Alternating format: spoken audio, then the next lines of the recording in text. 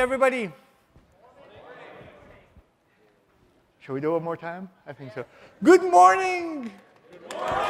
Yes, that's the way to do it. Folks, thank you everybody for joining in. I know it's early in the morning after a late night of partying and all. Today's session is labeled Meet the Experts, and that's what it is. We're going to meet the experts who are on stage amongst us on the tables. We have actually live questions that have come in that we are going to go through and answer. We're going to have an opportunity to answer questions from the audience as well. Before we get going, however, we have a couple of things that we want to announce. First and foremost, I'd like you to put your hands up for our panel experts, please.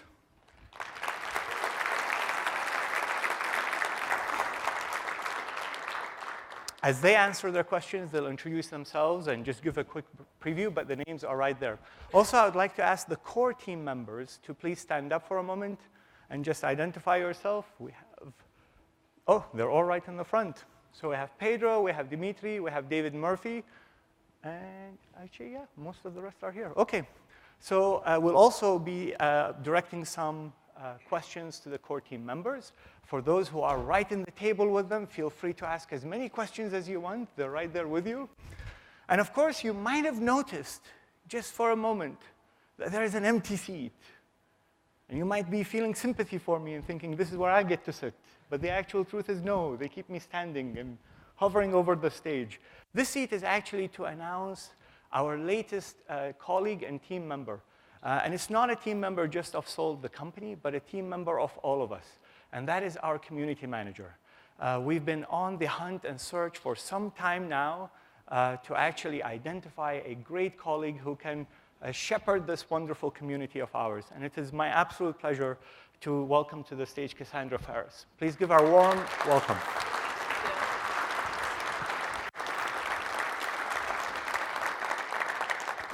We're complete now. So, Rhett, I think you have some announcements before we get with the questions.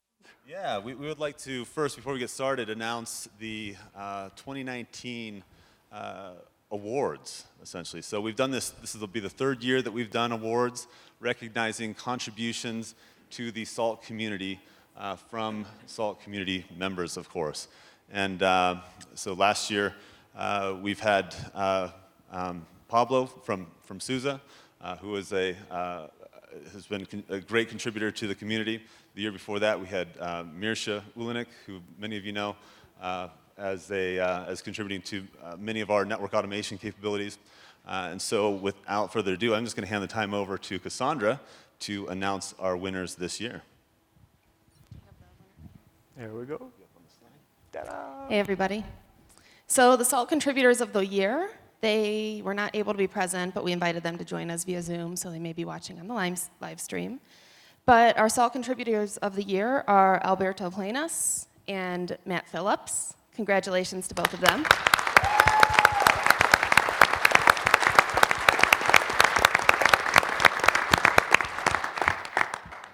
And our SALT champion of the year, who contributes in a lot of ways, both to the code base as well as to the Twitter account, answers a lot of community questions, is Max Arnold. Congratulations to Max. Woo!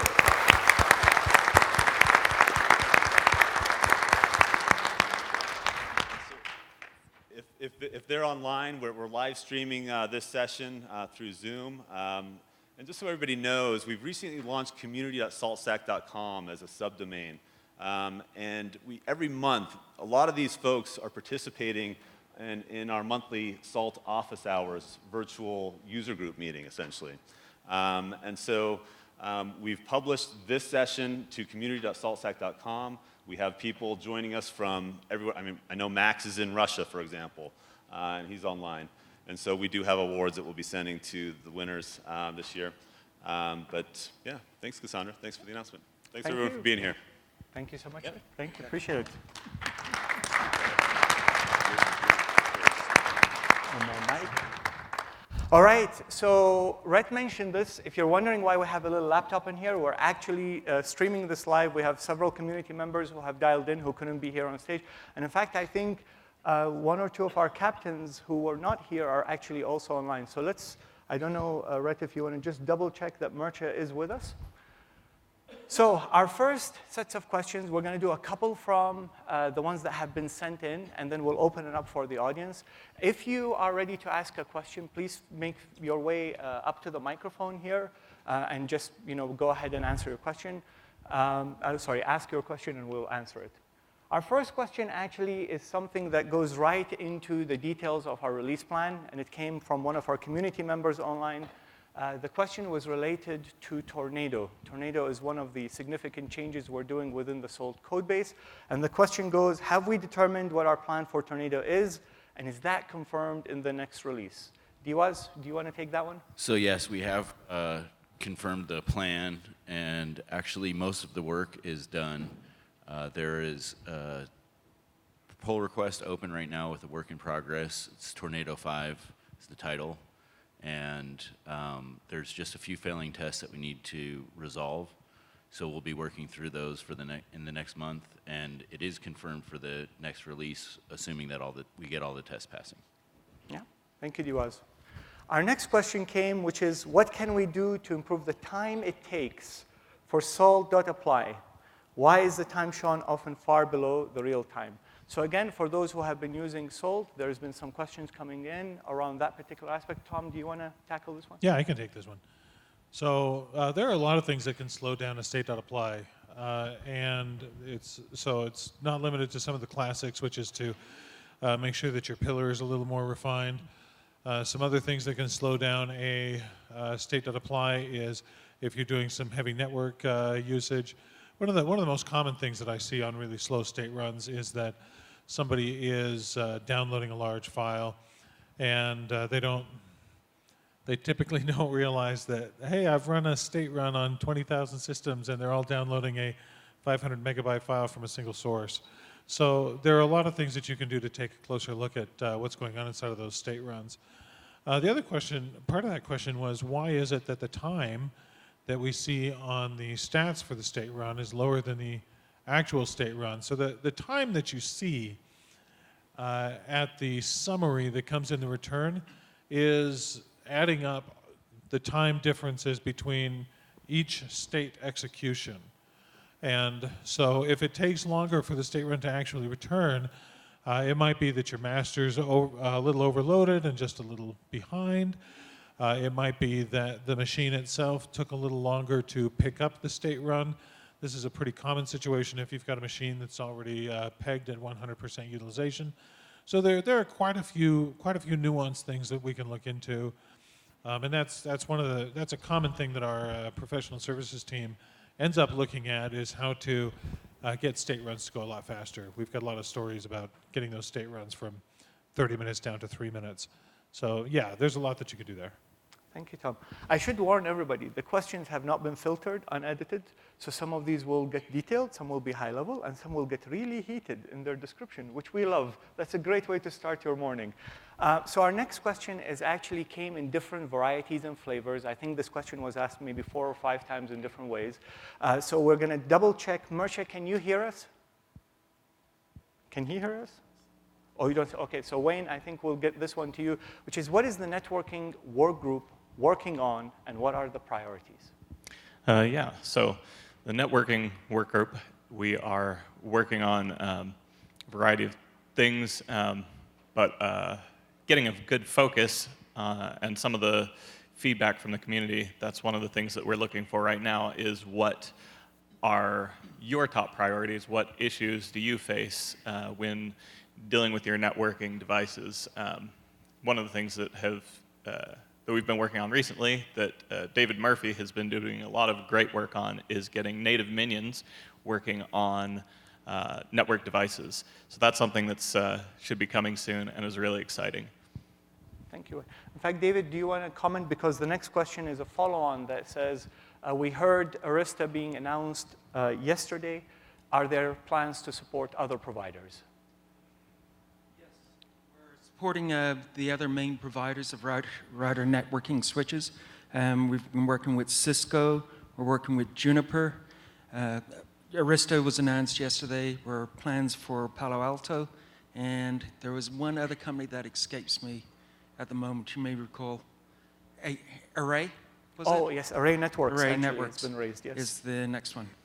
But some ports are easier, some ports are hard, but we're planning on getting a native minion, the latest native minion, up and running. The Arista one is in testing at the moment.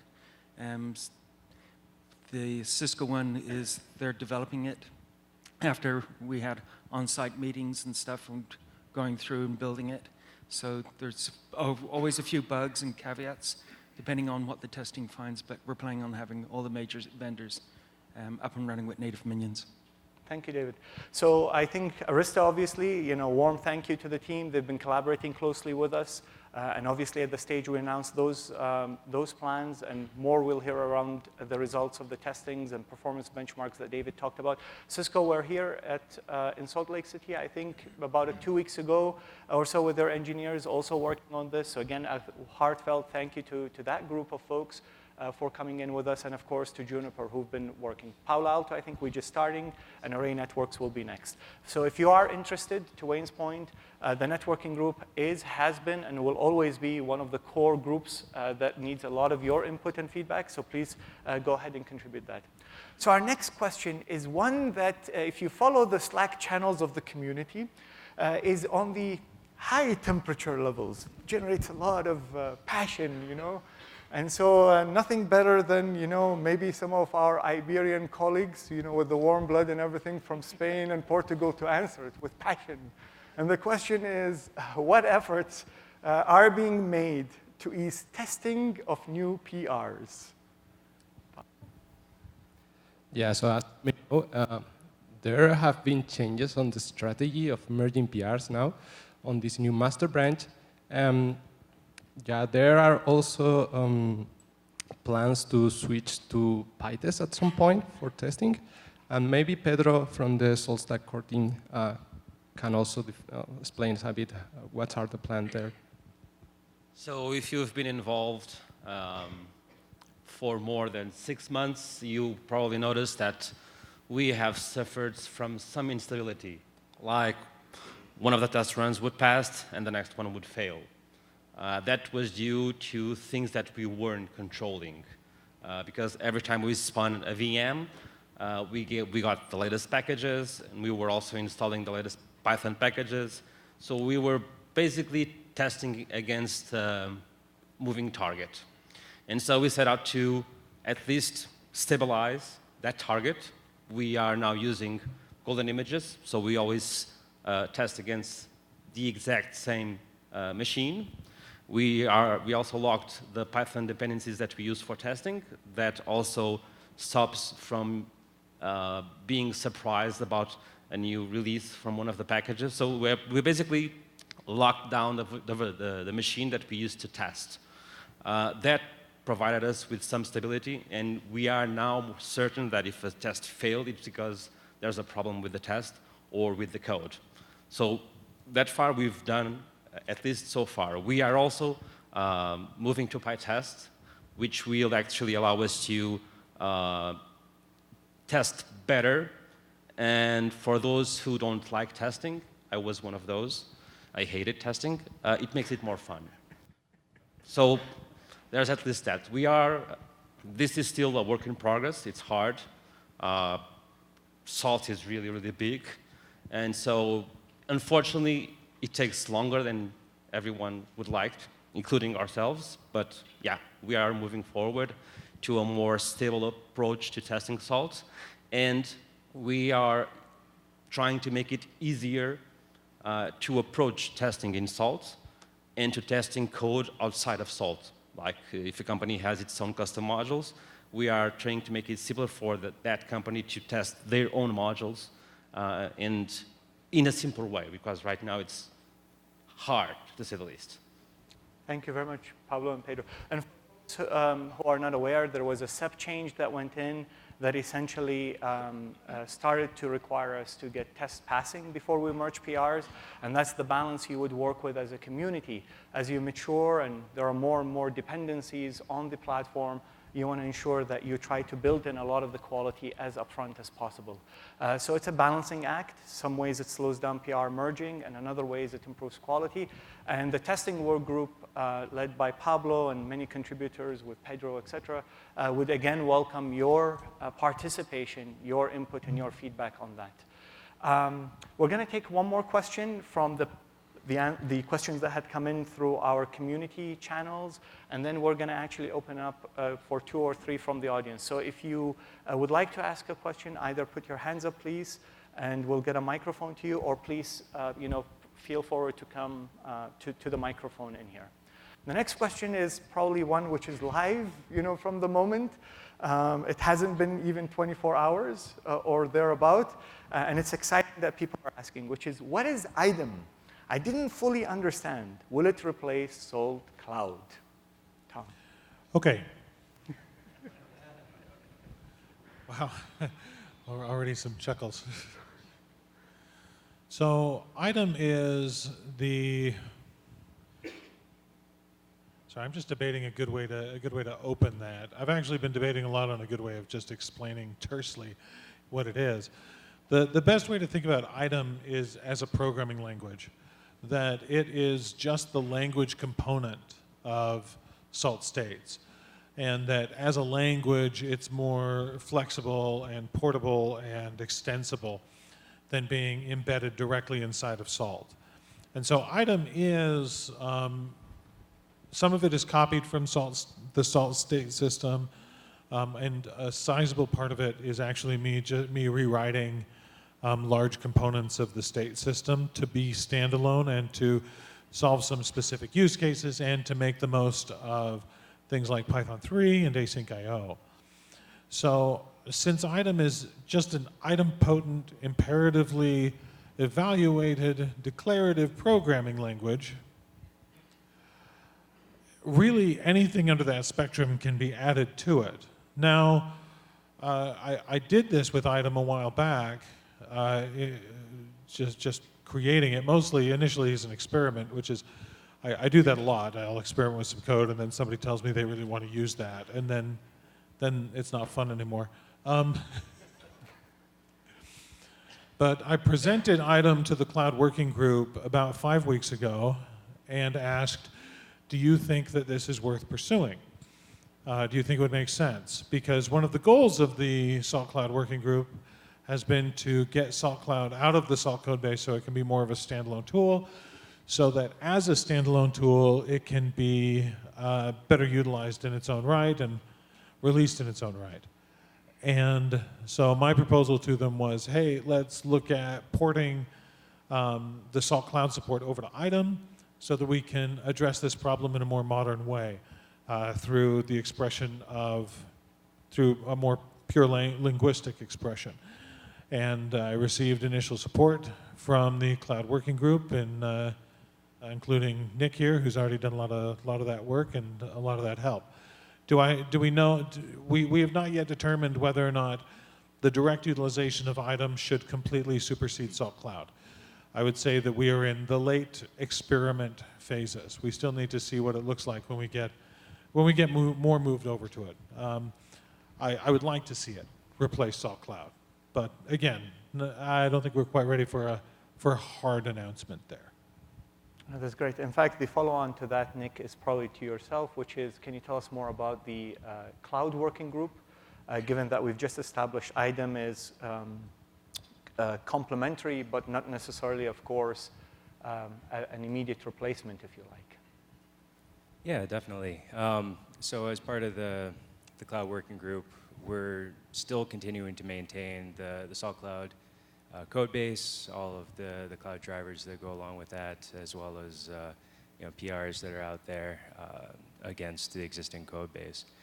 There's a lot of exciting things that are coming up with item, and as Tom said, I think that it makes a lot of sense from the cloud perspective, because POP gives you the ability to have all of these cloud providers as separate repositories and merge them in.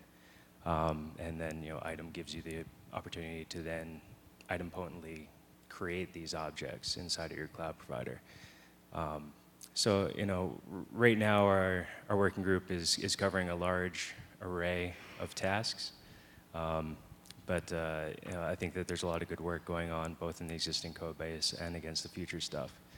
Hope that answers the question. I do want to take one sidebar before people come up and start using the mics. I know that I'm going to get questions about whose boat I was on because people keep stopping me. The answer is I can't talk about current legal proceedings, so please don't ask. We will actually have a question, which is, where's the hat? Captain. Okay, any questions from our audience? It's your chance. All questions allowed. Thank you. We always have somebody who breaks the ice. Hey, so we've been using cloud for 5 or 6 years, Salt, 5 or 6 years now. It's been working pretty well. We have like 1,000 nodes running on it. As we're starting to look at like what the next thing for us is, we start looking at Docker, at images and image-based deploys, all that stuff. And so my question is kind of where do you see Salt in that environment where maybe, right now if we need to provision a new machine, we stand it up through Salt Cloud, run high state on it, 2 or 3 minutes later it's ready to go. Maybe in a Docker-based environment, I just, I spin up a new Docker image and it's running. And if I need to change something on it, maybe we just rebuild the image and, rerun that. So I might not necessarily use Salt in that environment. So I just had a question, what you guys think, what you guys see Salt doing in this kind of next phase of things? Tom, you want to start? Yeah, sure. So when we look at things from a Kubernetes and a containerization perspective, we've got, of course, this new philosophy that's really taken hold in a big way. And that has definitely changed the landscape of configuration management. I mean, that's not something for us to shy away from. As we look forward, we definitely see Salt in these environments more and more as platform maintenance, platform stand-up. There's always been a lot of different ways to deploy applications. And to be honest, inside the company, I've often made statements around, we need to not focus our primary efforts around being an app deployment company, because that's a fickle thing. And again, there's always going to be a new way to deploy applications. Salt does a great job of deploying applications, and it's an excellent application of Salt. But as we move forward, we are seeing significantly more deployments of Salt that are managing Kubernetes, that are managing that underlying framework, deploying and maintaining databases. And when we look at containerized environments as a whole, a lot of the ideas around containerized environments don't hold up to the diversity of the different types of infrastructures that are out there. So it's very common that we see containerized environments being used for, again, application deployment, application management, microservice management, but we're still seeing large databases being set up and maintained. We're still seeing a need to configure and manage clouds. And one of the other things about some of these newer projects that we're working on, particularly things like ITOM, my hope is that we can take technology that is inside of Salt that we've proven out and give it and continue to give it that broader use case for other things that do need to be configured in an item-potent fashion, which is everything from APIs, clouds, network devices, all the way to our more traditional cases again, which is server deployments and still applications. So yeah, when a Kubernetes person comes up to me and says, Kubernetes has made all of you obsolete and irrelevant, I go, do you guys understand that there's more to computers than just, your fun little scheduler zone? And I don't think they always do. So does that answer your question? Yep. Okay. Thanks. Anybody wants to add any more comments? I have a few. Oh, Gareth, you go. Yeah, I was just going to build on what Tom said. I think Kubernetes and containers are, we've heard for years that there's the silver bullet of that's going to solve all of our problems, and currently it's Kubernetes and containers. But there's still use cases, like Tom mentioned, where databases, people started to try and run databases in Docker and realized quickly that it was a really bad idea for a variety of reasons. And so I think you'll still see you'll see a lot of people orchestrating containers, orchestrating Kubernetes with Salt, which works really well. But you'll still see the traditional methods still in place for those things where Kubernetes and Docker doesn't make sense. I mean, one of the other things that we're starting to hear from people is the idea of having a Docker container is like you spin it up. If you need to do anything, the idea is like you don't ever touch that Docker container. You kill it and you rebuild it. But we're starting to see and hear people say, well, those Docker containers, they are useful. I don't want to just kill them. I want them to be long living. So we're starting to hear people wanting to run actually Salt inside a container and have it like just appear as a regular minion. Actually, I think, if I may just add a couple more comments. First, thank you for the question. It's a broad one and covers a lot of things. I think the core comments around horses for courses is an important one. Recognizing when to use the right technology and where do you apply it. Pointing case, databases, and so on. Prior to joining SaltStack, I actually worked on standing up a Kubernetes service. And one of the things that we've always observed is that like all new technology trends that take hold, people misuse them. That is also true at some point of Salt and so on. So the idea of long-running containers, the idea of so on and so forth are some of these missteps that people have been taking. But to complement your question with what are people also doing with it, there's a couple of things that are, I think, worth highlighting. First, our partners, Sunayu, are here. I would stop at their booth and talk to them. They really have done a great job trying to bring in both the world of standing up Docker-based environments with things such as Salt. So they have some good use cases and tips to share on that. The second thing is that I would also give a shout out to our colleagues at IBM. They actually have pioneered one of the early implementations of containerized Salt. So this is Salt as being stood up at a rapid pace, being able to spin up the master, the minions, and so on and so forth, and then being able to shut that down or gracefully tear it down and bring it up.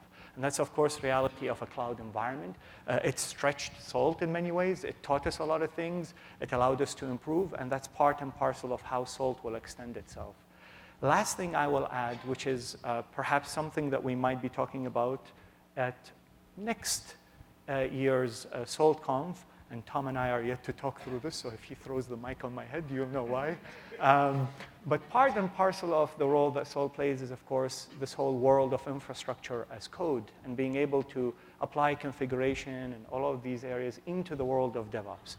And currently what we're observing when you go into KubeCon, which is happening this week, and listen to the chatter in there, is a lot of people are struggling with the idea of how do they actually create the clusters of these Kubernetes environments and maintain them, both from the simple configuration to the different environments, all the way actually to securing them. So one of the dialogues that I'm actually having live with the team is, could we start something where Salt, as a language, through IDEM or otherwise, can become more natively applicable and extensible to the Kubernetes audience? So can I, as a Kube native, interface with Salt in a more natural and easy way? And that will, I'm sure, come up in IDEM and will be part of the areas we want to go into. So thank you for the question. It's a great one. Any more audience questions? Or shall we go back to our long list? I actually have 2 more that come in. So warning to folks who haven't seen these questions, I'm sorry, we just got 2 more. Anyone else? All right. Oh, please, yes. Kind of a follow-up question to the Kubernetes question. Is Salt going to stay on Python, or are there any plans for extending the set of languages, doing stuff in Go or Rust or whatever? Open-ended. Thank you. We did say these questions will get easy, hard, passionate, and otherwise. Who has tackled this one? I think this has to fall to me. Okay, Go and Rust. So to be honest, and I actually made some comments on this yesterday. When I was developing POP, I spent a considerable amount of time considering if I could create a pluggable interface that would be able to do what Salt does in a Go style environment. And at the end of the day, I ran into just no end of problems with being able to implement that there. Now, the main benefits that we generally see with a Go and a Rust, of course, is we've got statically compiled portable binaries. And so as I ran into continued problems with being able to make something as extensible and dynamic as Salt, because that's where a huge amount of that benefit comes in. And I can't take away the pluggable nature and the modular nature of Salt just so that we can have Go binaries, right? And I mean, I got to be really serious. I spent literally years looking into this. And my conclusion was it would make more sense to make single binaries of Salt from Python. That if I could make single binaries that are portable and contain Python, I know that they're a little big, but the end result is that they run really well, and you don't need to rely on system Python when you're using these things. And so after repeatedly just running into walls with Go and Rust on solving these problems, I spent a considerable amount of time working with PyInstaller and building systems around PyInstaller so that I could reliably create and deliver single binaries of Python where it was still completely pluggable code, still completely dynamic, still able to take external modules that are distributed from a Salt master and all of those sorts of things, so that we can solve the problem of being able to run on considerably older operating systems that have no reasonable way built into them for being able to support things like Python 3.7, as Python 3.7 doesn't support those versions of OpenSSL anymore, right? I mean, it's really hard to support these platforms, which is why if you go and look at the Salt bin stuff, which is Salt as a single binary that's up there on repo, it'll run on RHEL 6, and it's running with Python 3.7, and you don't have to install Python to run this thing, which I feel is one of the, again, the major benefits that you get from a Go environment. And despite the fact that Go and Rust are picking up steam, Python is among the most widely used languages out there, and it ain't going anywhere. Thank you. Yeah. Thank you, Tom. And thank you for the question. Very good one. And again, if any of those trigger thoughts, ideas, please join in the community chatter. You know, we're always looking to evolve our thoughts and ideas around these things. So are you ready for this? The most controversial question of all. The winner of the most controversial question of the conference. And I'm actually not going to ask Tom to answer this one. I'm going to ask Megan to answer this one, and then Tom can comment. And the question is, can we do a drum roll, Shane? Thank you. Are you keeping the name Heist? I want to, yeah. That would be my answer. But the question does go on to say, I love it. So there you go. But I'll let Tom elaborate. Yes. Hell yeah.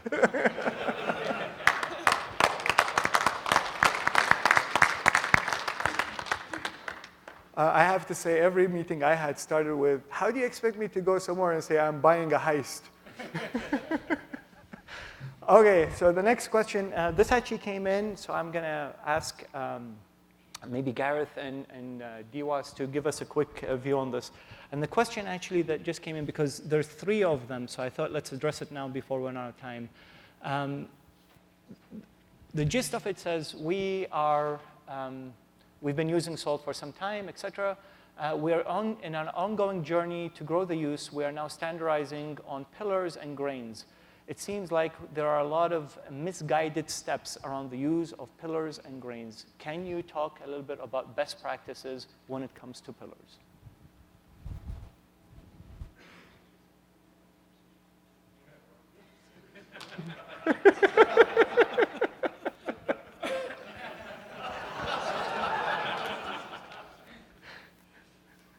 I don't like you very much. So yeah, one of the conversations I can remember having last year, and I actually had it this year as well, was around our documentation. And our documentation, I think, personally, is really good. If you know what you're looking for, if you know what you're trying to do with Salt. But one of the things that we want to improve is some real life examples, not just how do I do this, but for a particular module, for pillar, for grains, like what would I do with this? And so I think adding those sort of examples, and if anyone's interested in contributing those into the code base, we would greatly appreciate it. But having those examples, I think, would greatly appreciate or greatly increase and alleviate a lot of those problems. I would also say one thing to keep in mind is that grains are really, it's data that doesn't change in your environment, and it's coming from the minions, whereas pillars are more like configuration data, secrets, things like that, and they should be written in a way and that they are targeted to a single machine, so that you're not sending a whole bunch of pillars all over the place all the time. That's one thing that I think we see a lot of people fail in, where you have this big, a whole lot of pillar data, and they're shipping all of the pillar data to all their minions, where they can write it in such a way that they can be targeted to a very specific set of minions or a single minion. Thank you. And if anybody from the audience, I don't know, Dave, if you want to make comments later on in the mic, feel free when we have a few minutes, because this pillar topic has actually come up a few times. I think it speaks to the power of Salt. People can extend it. And actually, one of the questions which I wouldn't fully go into was around replacing a CMDB with pillars.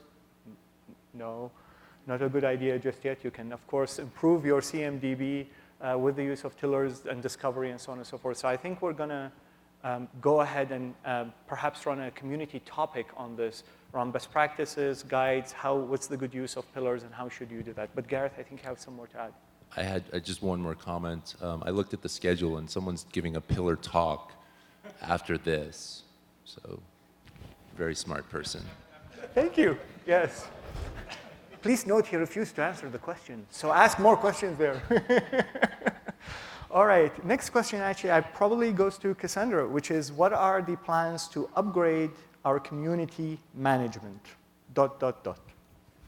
All right, so it is day 2 of employment with SaltStack for me. I'm excited to be here. I've been involved in the tech community, though, for a good 10 years. We have several different things that we're working on planning. We're going to be having more phone calls and more meetings with everybody. We're going to be taking a little bit more feedback from the community, be a little bit more transparent about releases and some of the other things that are coming up. And another thing that I'm in particular excited about is we'll be working to spin up and grow some of our local user groups and meetups and support those in a variety of capacities. So if anybody's interested in starting a meetup in their city, that would be something that I can probably help you out with. And other than that, just kind of listening to the community concerns, figuring out what common questions are, what common topics are, and finding ways to address those. Thank you, Cassandra. Yeah, so please, if you are, wherever you are in the world, if you feel like you'd like the help of the community or the team to start up or support or get one of the meetups going, I think Rhett has some plan for this. Cassandra just will be championing it for us. So this is, again, part and parcel of bringing Salt more locally to everybody. Next question is the Salt core team monitoring Stack Overflow? All right, I'll answer this. So currently we aren't monitoring it, but this is something that we want to start doing, and not just Stack Overflow, things like Reddit and some of the other mechanisms where people are asking questions that we can help. One thing we were talking about doing is just having one of the core members on a rotational basis answering and going through that. So yeah, it was a great question. We want to start doing that. Thank you. The next one is, we are bummed to miss, the spelling of bummed was not the bummed we expected. I'm sorry, I'm just looking at this. To miss Salt this year, do you plan to hold conferences in Europe? Prague welcomes you. Tom, do you want to comment on that? Yeah. And maybe Rhett, you want to add a comment as well? So Mark made a few comments along these lines yesterday morning.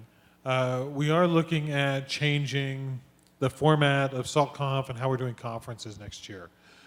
So we are currently looking at, it's the Netherlands, right? Yeah, we're going to have a SaltConf in the Netherlands. It's going to be great.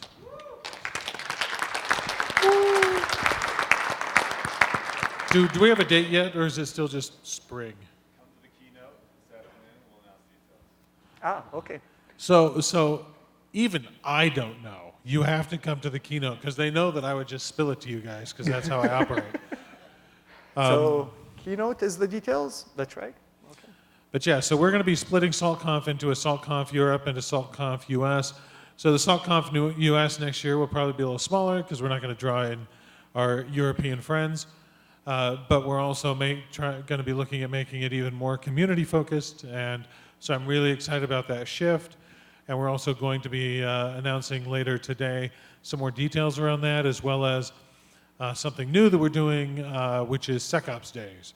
And SecOps Days is something that I'm really excited about, to be able to get all this work that we put into security management from Salt out in the hands of more people. We've had some really great success deploying our SecOps products. Thank you, Tom. So there is actually a variety of questions, but in the interest of time, I'm going to collapse them into perhaps this captures it best. And I'm sure, Shane, you'll be in best position to answer it, which is, can you share what the Windows work group is working on? We are interested in using SecOps for Windows. I thought I was going to get out of this. Oh, maybe I will. Yes. Hello. So I thought I was going to get out of having to talk, but thank you for the question. We're the Windows work group is focusing on getting an MSI installer for Windows. That's probably going to be our main push for the Sodium release. And as far as the SecOps stuff goes, we're doing a big push right now to generate content for the SecOps portion of our enterprise product, and we're about 70% through that, I think, for one of the standards that we're creating content for. Thank you. So if you notice the differences between the Linux and the Windows answers, well thought out and stretched out. And actually, the next one goes on to an Apple one, which is, are there plans to support Apple devices, and when? You keep shifting around. I was expecting the last question. Oh, this is the clicker, actually. I didn't shift it. So yes, we are planning on adding support for Apple devices. You may remember yesterday during the keynote, the Mac working group, Wesley, mentioned that there are plans, and the group is looking into writing a proxy minion to talk MDM to Apple devices. So that would include like iPads, anything running iOS. And it kind of just, in addition to that, the focus is just to kind of improve the experience on running on Salt on OS 10. Thank you. So we'll do about 2-3 more questions, and then we'll go one more round for the audience before we wrap up. So this question is actually probably a great one for us to take. It is I missed the release process changes. Can you summarize what changes were made? For those, again, who are not familiar with the backdrop to this, there's been a SEP that had gone out over a period of time around changing the cadence and so on and so forth for the releases of Salt Open, which, of course, the enterprise product also depends on. A lot of great input from the community, but perhaps, Diwaz, you can give us a summary. Sure. To summarize, we're starting to work off of a single branch called master, and we'll be releasing every 4 months. That we're going to release whatever makes it into master every 4 months. So we're not going to be in a situation where it's going to take 8, 9, 12, 13 months to get a release out. All of these changes, as Mo mentioned, are documented in SEP 14. So if you search Google for Salt Enhancement Proposals and then look for SEP 14, you can find that. As well as we've published the last October's Salt office hours. So you can find that in the announcements channels or on YouTube. Thank you, Diwaz. So if you are submitting PRs and so on, the good news is, as long as the tests are passing and it's made it in, that means you now know that your PR is going to make it in the next train stop, which will be happening every 4 months. So there's no more wondering as to, is it going to make it or not. It also means that if you are building on top of the platform, you now have great transparency and visibility into what's coming. So, and we will actually, I think one of the other changes, we will be delivering a release candidate ahead of the actual final, if you like, production-ready deployment, which gives people also time to do a lot of the testing for a couple of weeks. So those are a couple of the changes that we're making as part of getting the project back into a regular cadence. Our next question is also related to some of the announcements from the keynote yesterday. The question is, POP is exciting. Will there be online training and guidelines that include, branching, testing, etc.? Yes.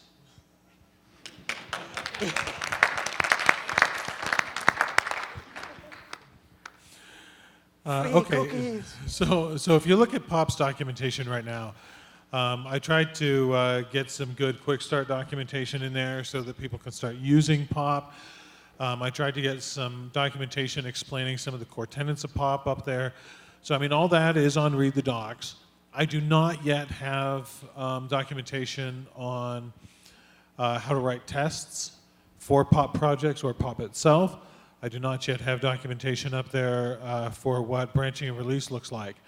Now, when we look at POP projects, one of the goals of these projects is that they can all stay small and agile. If you have projects that are small and agile, it becomes significantly easier to be able to release said projects.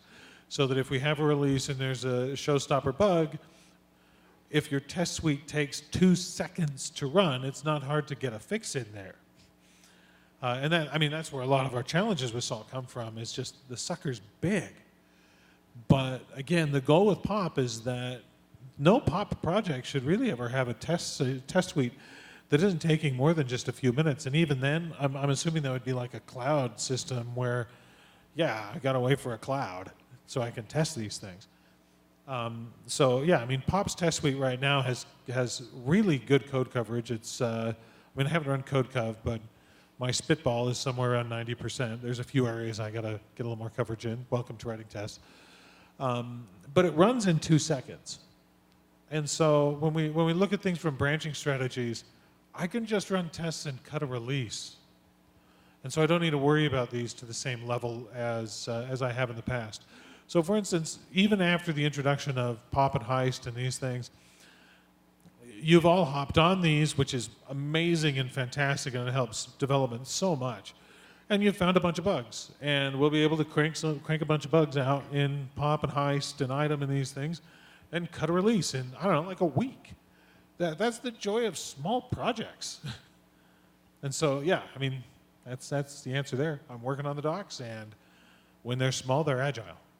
Thank you, Tom. In fact, just as a reminder, one of the exciting things is that got mentioned and might have been missed in the keynote is that even though we made POP available and it's early and new, we were actually able to build some of the projects such as Heist. So Megan led the initial effort, and that's a good example of how you can extend the platform very quickly using POP. And actually, there's a question we won't go into details of, but it's a good follow-on. Please remember, those projects are out there. You can join them. You can contribute. You can be part of them. But they're not all the exclusive projects that you should work on. One of the comments we got is, how can I get involved with the working groups? Please, again, sign up for the working groups. They're solving a lot of the current and critical demands of the platform, whether it's networking, whether it's testing, and so on. I'm sure Pablo and Shane and many of our work group leaders would love your participation and input. Next question. In the keynote, you mentioned Delta Proxy. What is that, and how will it work? There is no talk on that, but there is the same person. Please. So Delta Proxy. So currently today we have proxy minions. Proxy minions, for those that haven't used them or don't know what they are, proxy minions are for situations where you normally wouldn't run a native minion. So these are like network devices, like switches, routers, etc. And so the way that the proxy minions work is, for each device that you want to connect to, you need a separate process running on your SaltMaster. If you have a lot of proxy minions that you want to run, that can get very complicated very fast. And so the Delta Proxy idea is a change that we will be adding into the open source version in a future release, probably Neon, that allows you to have one single proxy minion that manages, one single control proxy minion that manages several proxy minions. So you have one process that rules them all, basically. Thank you, Gareth. Thank you so much. I am being told that we are a minute over. but I do see everybody's engaged and active and listening, so we're going to close off with a quick call on 1 or 2 questions. We're going to use a controversial phrased one, which is, what is your plan to nurse the documentation? I'll keep the answer very simple. I think the team mentioned it, which is documentation is an area that we're going to keep working on. Yesterday, we actually started the first work group around documentation. So if you'd like to get engaged with it and so on, thank you for the great thoughts and ideas around it. This will be a very active work group. Anybody and everybody can participate in it. As always, today we had a chance to meet some of our experts, work group leaders, some of our core team members, but amongst you, there are many other experts in here. We do plan to have more calls like these. Cassandra has a great vision for how we're going to continue to get the community engaged. I want to thank many of the colleagues who today make Salt the wonderful platform that it is. Eric, many of the other community members. Thank you for that, and hope you have the amazing, wonderful rest of day. Thank you.